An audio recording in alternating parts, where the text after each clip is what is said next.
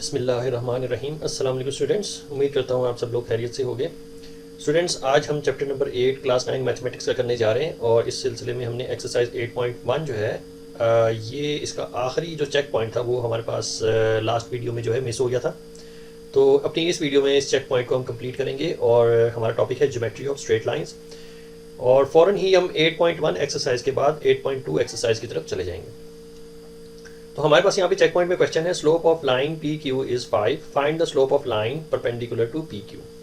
तो सबसे पहले आपने एक बात ये समझ लेनी है कि स्लोप को जो है हम m से जाहिर करते हैं। हमेशा स्लोप जो है वो m होता है। स्लोप का जो साइन है दैट इज़ m और स्लोप हमें गिवन है 5। एक लाइन है जिसका स्लोप जो है वो 5 है। हम फर्ज कर लेते हैं कि ये हमारे पास एक स्ट्रेट लाइन है और इसका जो स्लोप है ये है 5। फर्ज कर लेते हैं इसका स्लोप जो है वो 5 है। ये हमारे पास इसका स्लोप आ जाएगा। तो अब ये बात दूसरी कर रहे हैं कि find the slope of line perpendicular to P Q. अगर ये हमारे पास पी क्यू लाइन है, फर्ज कर लें ये हमारे पास जो है ये P Q segment line segment है। इसी लाइन सेगमेंट के ऊपर एक परपेंडिकुलर जो है वो इसको बाइसेक्ट करेगा पी क्यू लाइन को। तो हम इसको भी ड्रॉ कर लेते हैं। तो हम फर्ज कर लेते हैं ये वो लाइन है जो परपेंडिकुलरली जो है बाइसेक्ट कर रही है पी क्यू लाइन को। तो परपेंडिकुलरली अगर बाइसेक्ट कर रही है तो इसका मतलब इसके चारों तरफ जो है वो 90 डिग्रीज बनेंगे। चारों तरफ जो है वो 90 डिग्रीज बनेंगे और ये जो है दूसरी लाइन को यानी पी क्यू लाइन को इक्वली बाइसेक्ट कर रही है। सो ये परपेंडिकुलर बाइसेक्टर का डेफिनेशन होती है। तो परपेंडिकुलर है अगर पी क्यू लाइन के, कोई भी लाइन अगर पी क्यू लाइन के परपेंडिकुलर है तो इट मीन्स याद रखें हमेशा कि हमने फार्मूला क्या लगाना है। हमने फार्मूला लगाना है कि slope of line 1 multiplied by slope of line 2 should be equal to -1। तो ये इक्वेशन है स्टूडेंट्स हमारे पास परपेंडिकुलर लाइन की स्लोप फाइंड करने की। तो यहाँ पे मैं इसको मेंशन भी कर देता हूँ। सो ये हमारे पास परपेंडिकुलर की इक्वेशन है। सो अगर हमें लाइन 1 की स्लोप गिवन है तो हमने लाइन 1 यानी m1 की जगह पे 5 पुट कर लेना है। ये लाइन 1 की इक्वेशन है। This is multiplying by the line that is perpendicular to P Q line. तो perpendicular to P Q line है तो हमने m2 जो है वो फाइंड कर लेना है इज इक्वल टू, और ये -1 के इक्वल है। सो अगर हम इसको सॉल्व करें तो हमारे पास लाइन 2 की स्लोप जो है वो फाइंड होके आ जाएगी। सो लाइन 2 जो है हमारे पास क्या होगा, -1/5 होगा। ये हमारे पास -1/5 जो है वो लाइन 2 की जो है स्लोप आ जाएगी। तो हमें स्लोप ही फाइंड करना था। तो स्लोप है हमारे पास लाइन 2 का जो कि perpendicular to line P Q है वो है m इज इक्वल टू यानी सेकेंड लाइन स्लोप जो है इज इक्वल टू -1/5। तो ये है हमारा फाइनल आंसर। अब हम चलते हैं अपनी एक्सरसाइज 8.2 की तरफ। तो ये स्टूडेंट्स हमारे पास क्वेश्चन नंबर 1 है एक्सरसाइज 8.2 का। We have just started this exercise 8.2 और हमारे पास टॉपिक वही है ज्योमेट्री ऑफ स्ट्रेट लाइंस और क्वेश्चन नंबर 1 है हमारे पास। इसके 4 पार्ट्स हैं। तो चारों पार्ट्स जो है अभी हम इसको सॉल्व करेंगे। तो पार्ट नंबर ए है 2, 3 यानी कि एक कोऑर्डिनेट हमें गिवन है दैट इज 2 and 3 और पूछा जा रहा है कि find the equation of horizontal line passing through 2, 3। तो सबसे पहले हम हॉरिजॉन्टल लाइन को डिस्कस कर लेते हैं। सो यहाँ पे जो है मैं हॉरिजॉन्टल लाइन जो है ड्रॉ कर लेता हूँ। ये हमारे पास हॉरिजॉन्टल लाइन है। ये हॉरिजॉन्टल स्ट्रेट लाइन ये किसके पैरेलल होती है, ये पैरेलल टू एक्स एक्सिस होती है और पैरेलल टू एक्स एक्सिस जो भी लाइन होंगी उनका स्लोप याद रखें हमेशा 0 होगा।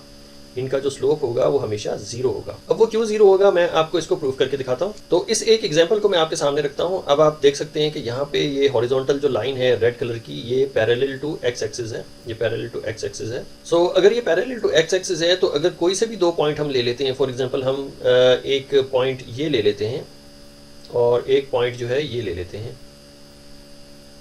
सो अगर मैं इन पॉइंट्स के कोऑर्डिनेट्स लिखूँ तो यहाँ पे x जो है वो 2 है और y भी यहाँ पे जो है वो 2 है। तो 2, ये हमारे पास कोऑर्डिनेट आ जाएगा। हमारे पास ये फर्ज कर लें पॉइंट a है। पॉइंट a पे 2, यानी x भी 2 है और यहाँ पे y भी 2 है।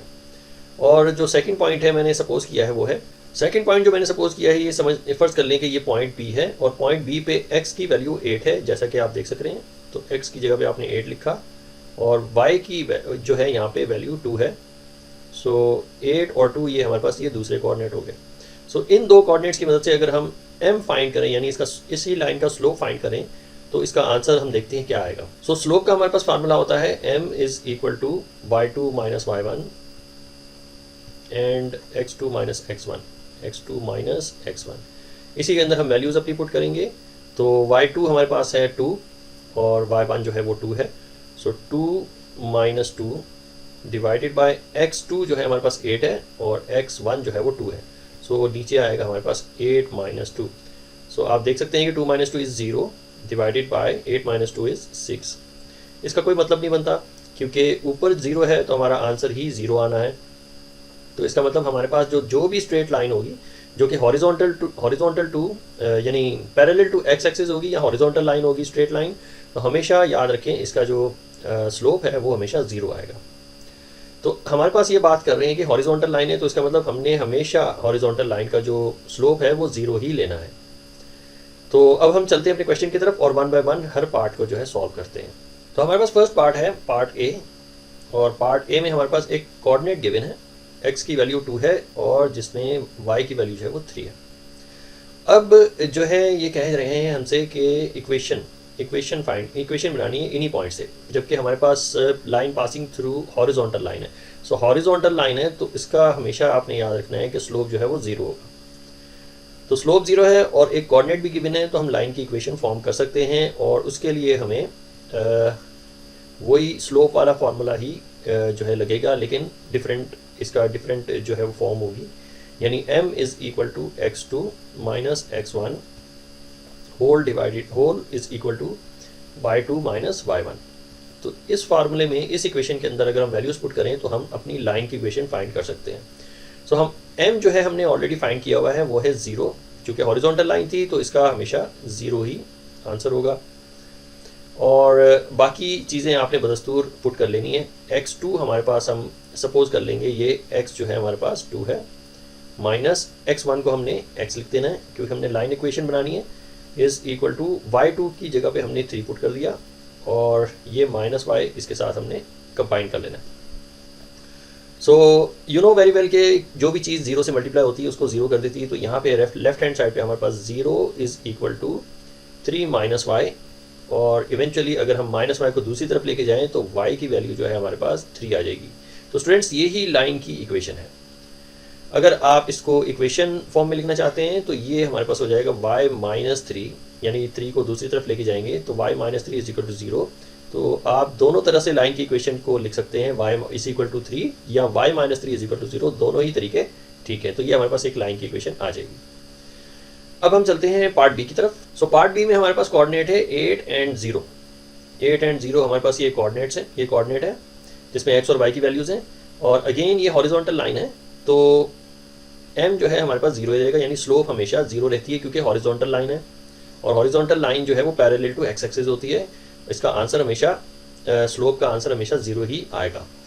सो अगेन हम लाइन की इक्वेशन पुट करेंगे तो लाइन की इक्वेशन जो है m times x2 minus x1 whole is equal to y2 minus y1। अब चूंकि हमने लाइन फॉर्म करनी है तो ज़्यादा बेहतर ये है कि हम m लिखें और x2 की जगह पे हमने x ही पुट करना है। सो x माइनस x1 अगर हम इस तरह लिखें तो वो ज़्यादा बेहतर रहेगा, is equal to y2 minus y2 की जगह पे हमने y ही लिख लेना है क्योंकि हमने x और y की टर्म्स में एक इक्वेशन जो है वो फॉर्म करनी है। सो ये हो जाएगा y माइनस y1। अब 1 1 की जगह पे हमने जो कोऑर्डिनेट है उसकी वैल्यूज़ पुट करनी है। ये हमारे पास x1 है, 8 जो है वो 8 की वैल्यू, x1 की वैल्यू जो है वो 8 है और y1 की वैल्यू जो है वो 0। अब हम वैल्यूज़ पुट करेंगे और लाइन की इक्वेशन फॉर्म कर लेंगे। सो हमारे पास यहाँ पे पहली जो वेरिएबल है वो है स्लोप, और स्लोप की वैल्यू जो है हमारे पास 0 है तो यहाँ पे हमने 0 पुट कर लिया, टाइम्स x की जगह पे आपने वैल्यूज़ प्लग इन करनी है। सो x माइनस x1 की वैल्यू हमारे पास है 8, यहाँ पे हमने 8 पुट कर लेना है, इज़ इक्वल टू y जो है y ही रहेगा माइनस और y1 की जो वैल्यू है दैट इज़ 0। अब हम इसे जो है फर्दर सिंप्लीफाई करेंगे, 0 से ये पूरी टर्म मल्टीप्लाई होकर 0 ही रहेगी, तो 0 is equal to y minus 0। So y जो है उसकी वैल्यू आ जाएगी हमारे पास 0। सो यही लाइन की इक्वेशन। सो स्टूडेंट्स अब हम नेक्स्ट पार्ट करने जा रहे हैं, पार्ट सी। सो पार्ट सी है हमारे पास -5, ये x की वैल्यू है, और -9 ये हमारे पास कोऑर्डिनेट है, और लाइन इक्वेशन हमने फॉर्म करनी है जबकि हमें जो स्लोप है वो हमने एज्यूम कर लिया कि वो हॉरिजॉन्टल लाइन का जो स्लोप है वो 0 ही होता है। अभी मैंने आपको एक्सप्लेन किया। तो अगेन हम इक्वेशन, लाइन ऑफ इक्वेशन जो है यहाँ पे लिखेंगे। तो m टाइम्स m यानी slope multiplied by x2 minus x1 whole is equal to y2 minus y1। तो इसी लाइन की इक्वेशन के अंदर हमने ये वैल्यूज पुट करनी है। तो हमारे पास जो स्लोप है वो 0 है, तो स्लोप की जगह पे 0, एंड ये हो जाएगा हमारे पास x1 माइनस x। क्योंकि हमें इक्वेशन निकालनी है तो ये नंबर्स को जो है हम मिटिगेट कर लेंगे, कम कर लेंगे, यानी x2 को x1 और x1 को x कह दिया हमने इक्वेशन फॉर्म करने के लिए।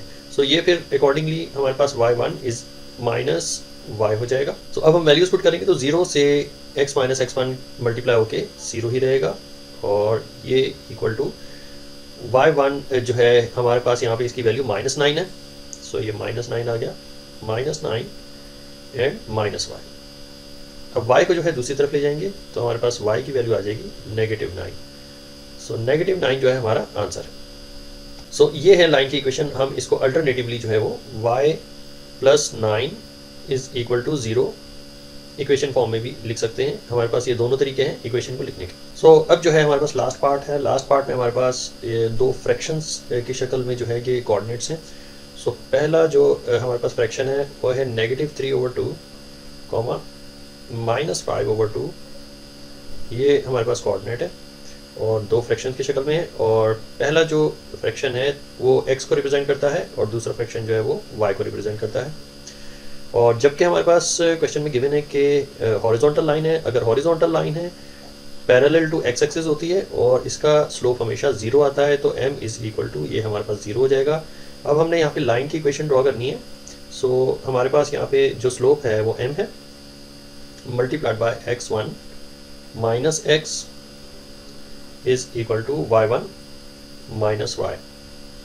अब 1 की जगह पे हमने वैल्यूज पुट करनी है, तो ये हमारे पास हो जाता है स्लोप 0।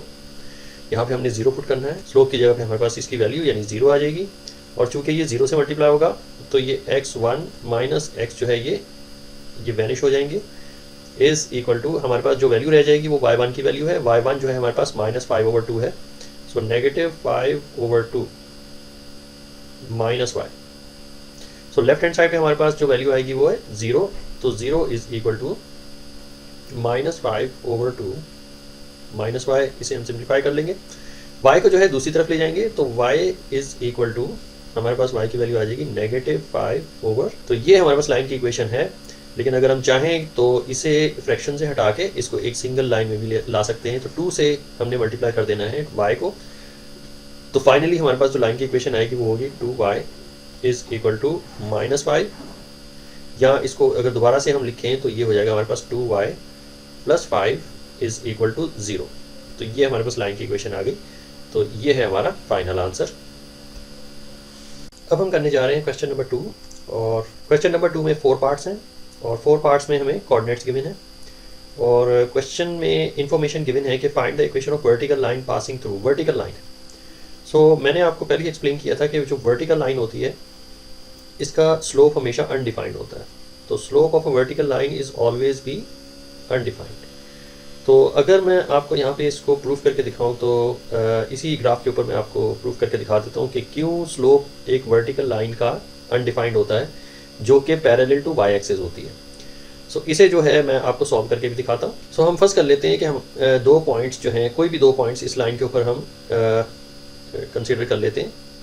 सो ये अगर हमारे पास एक पॉइंट है तो यहाँ पे x की वैल्यू जो होगी, थोड़ा सा और आगे कर लेते हैं लाइन को। सो हम सपोज कर लेंगे कि ये एक वर्टिकल लाइन है जो कि पैरेलल टू वाई एक्सिस है, और दो पॉइंट्स कोई भी हम इसके कंसिडर कर लेते हैं। सो ये एक पॉइंट कंसिडर कर लेते हैं, और दूसरा पॉइंट जो है हम ये कंसिडर कर लेते हैं। वैसे कोई भी पॉइंट अगर हम कंसिडर करें, कोई भी से भी दो पॉइंट कंसिडर करें तो आंसर उसका सेम ही आना है। तो इस पॉइंट के ऊपर जो पहला पॉइंट है इसके ऊपर x की वैल्यू 4 है, तो यहाँ पे मैं कोऑर्डिनेट सबसे पहले लिखूंगा। तो कोऑर्डिनेट है हमारे पास x की वैल्यू 4, और यहाँ पे y भी जो है वो भी 4 है। सो ये एक कोऑर्डिनेट हमारा कंप्लीट हो जाएगा, और दूसरा कोऑर्डिनेट जो है हमारे पास ये पॉइंट है, और इस पॉइंट पे x की वैल्यू 4 है, x की वैल्यू जो है वो 4 है, और यहाँ पे y की वैल्यू जो है वो -2 है, -2। सो अगर हम इसका स्लोप फाइंड करने की कोशिश करें तो वो मैं आपको कैलकुलेट करके दिखाता हूँ कि क्यों ये अनडिफाइंड वैल्यू है। सो हमारे पास जो स्लोप का फार्मूला है, slope is equal to y2 minus y1 divided by x2 minus x1। इसके अंदर अगर हम वैल्यूज पुट करेंगे तो y2 हमारे पास है, सपोज फर्स्ट कर लें y2 जो है वो 4 है, इसमें से हमने माइनस करना है y1 को, y1 जो है यहाँ पे -2 है, सो इसको ब्रैकेट में -2 लिखेंगे। This is divided by x2 minus x1 यानी 4 माइनस 4, सो 4 माइनस 4 तो अगेन हमारे पास 0 वैल्यू होती है, तो हमारे पास ग्रेडियंट आ जाएगा 4 + 2 इज 6 डिवाइडेड बाय 0। तो नीचे डिनोमिनेटर में अगर 0 आ जाए तो ये मैथ एरर कहलाता है और इसकी जो वैल्यू निकलती है दैट इज़ अनडिफाइंड।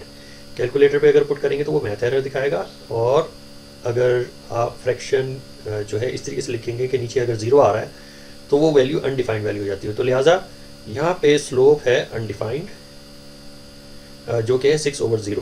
सो ये एक आपको बेसिक नॉलेज जो है ये आपको देनी थी। इसके अलावा अब जो है हम शुरू करने जा रहे हैं अपना क्वेश्चन। तो क्वेश्चन में सबसे पहले पार्ट ए में एक कोऑर्डिनेट गिवन है, उसको जो है हम यहाँ पे लिख लेते हैं। तो 1,5 एक कोऑर्डिनेट है जिसमें 1 जो है वो x की वैल्यू है और 5 जो है वो y की वैल्यू है, और हमारे पास जो स्लोप है that is undefined, slope undefined है। तो इस इंफॉर्मेशन से हम किस तरीके से एक लाइन की इक्वेशन जो है बना सकते हैं।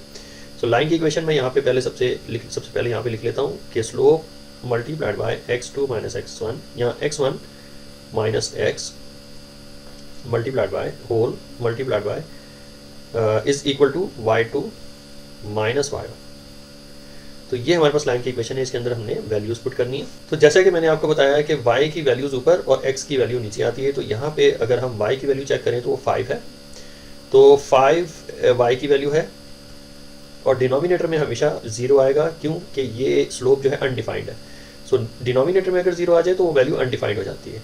तो y की वैल्यू मैंने ऊपर लिखी यानी 5, और डिनोमिनेटर में हमने 0 लिखना है, और ये जो है वैल्यू यानी m की वैल्यू हमारे पास है m is equal to 5/0।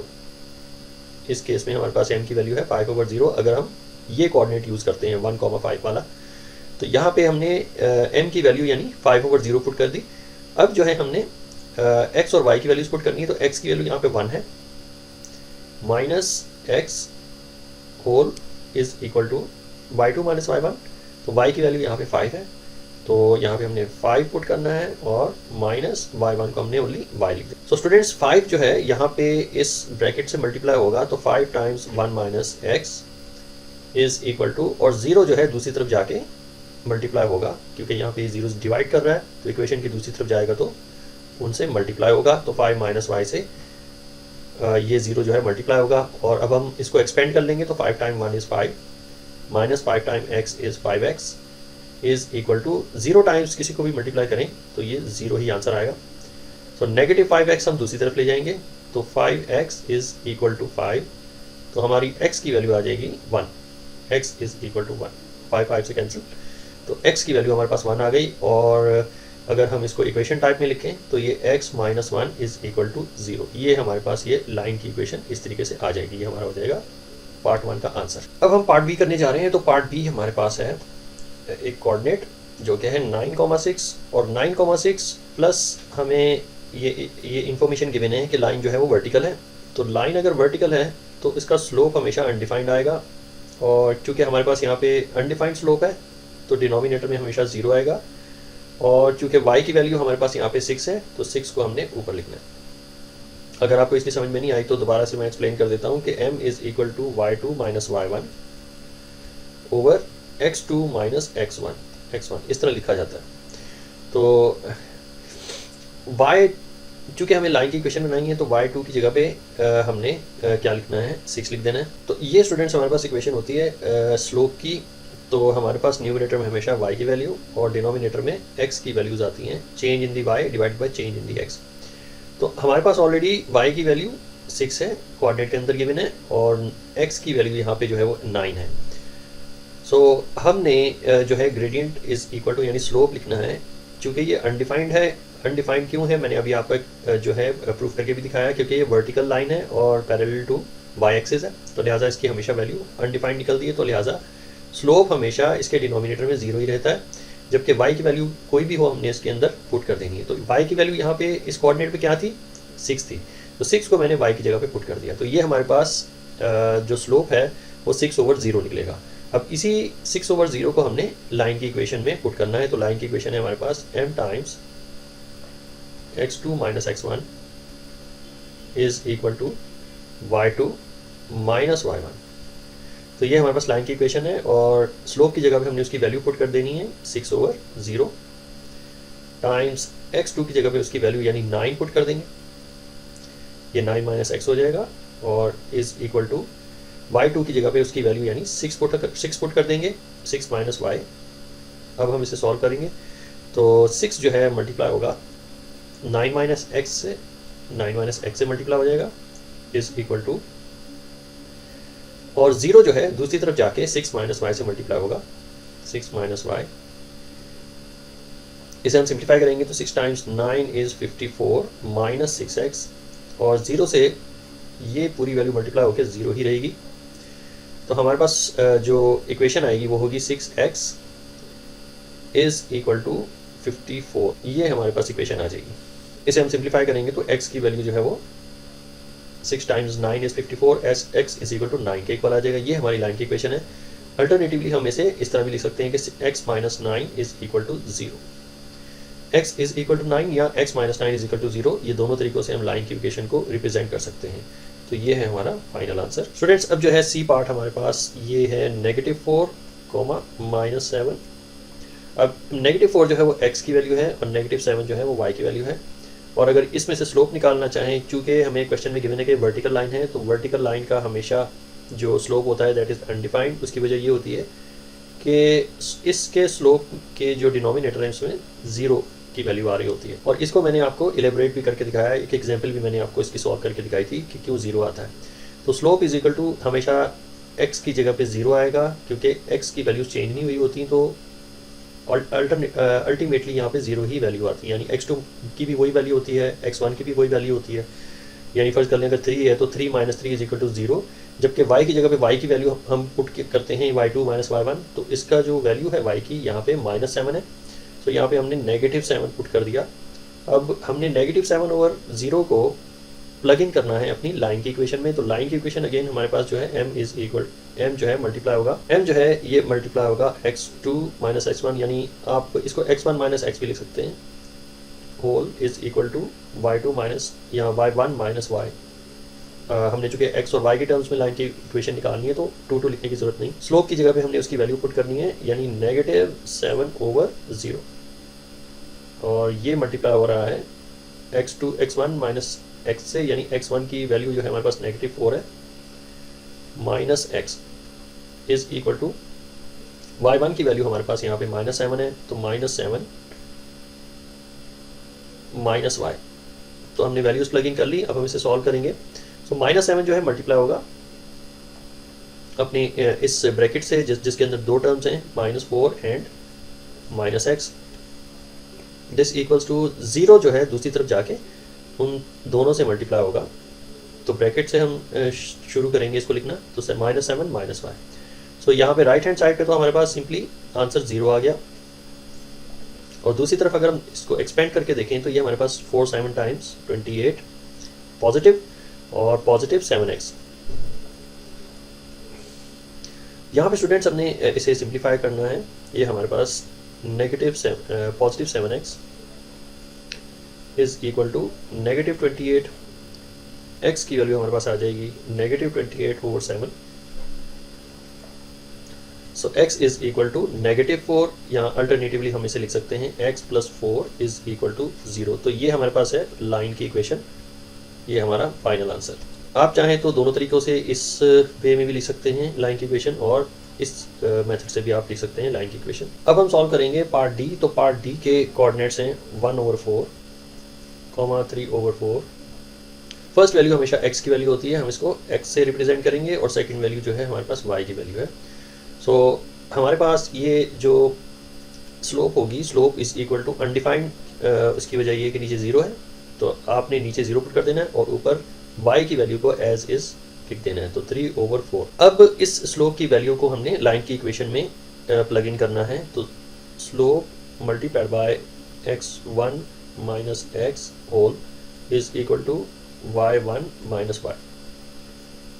Values plug in करेंगे तो स्लोप की जगह पे हमने 3/4 डिवाइडेड बाय 0 टाइम्स x1 की वैल्यू हमारे पास 1/4 है, यहाँ पे 1/4 और माइनस x लिखेंगे इज इक्वल टू y1 की वैल्यू हमारे पास 3/4 है, तो 3/4 माइनस y। वैल्यूज प्लग इन कर ली। अब हमने इसे सॉल्व करना है, तो 0 जो कि यहाँ पे डिवाइड कर रहा है दूसरी तरफ जाके इन दोनों टर्मों से मल्टीप्लाई होगा, जबकि 3/4 जो है 3/4 जो है ये दोनों टर्मों से मल्टीप्लाई होगा लेफ्ट हैंड साइड पे, तो 1/4 माइनस एक्स इन दोनों से 3/4 मल्टीप्लाई होगा, जबकि 0 दूसरी तरफ जाके इन दोनों टर्मों से मल्टीप्लाई होगा जो कि है 3/4 माइनस वाई।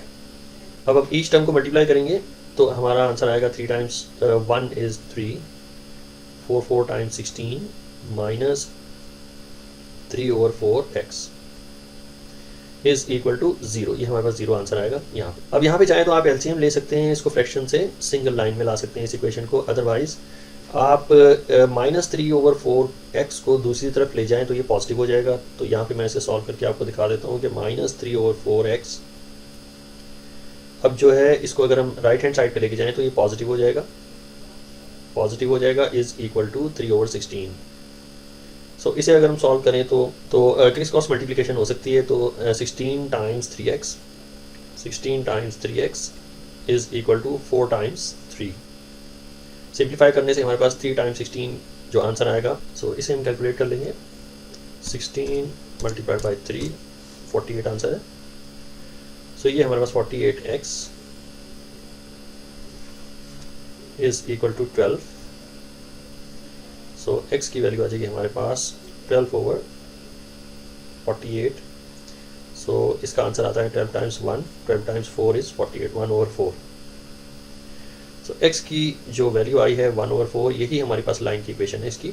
अल्टरनेटिवली हम जो है इसको इस तरह भी लिख सकते हैं, 4x इज़ इक्वल टू 1 या 4x minus 1 is equal to 0। तो ये है हमारी लाइन की इक्वेशन, ये हमारा फाइनल आंसर। इस तरीके से हमने इसको रिप्रेजेंट करना है।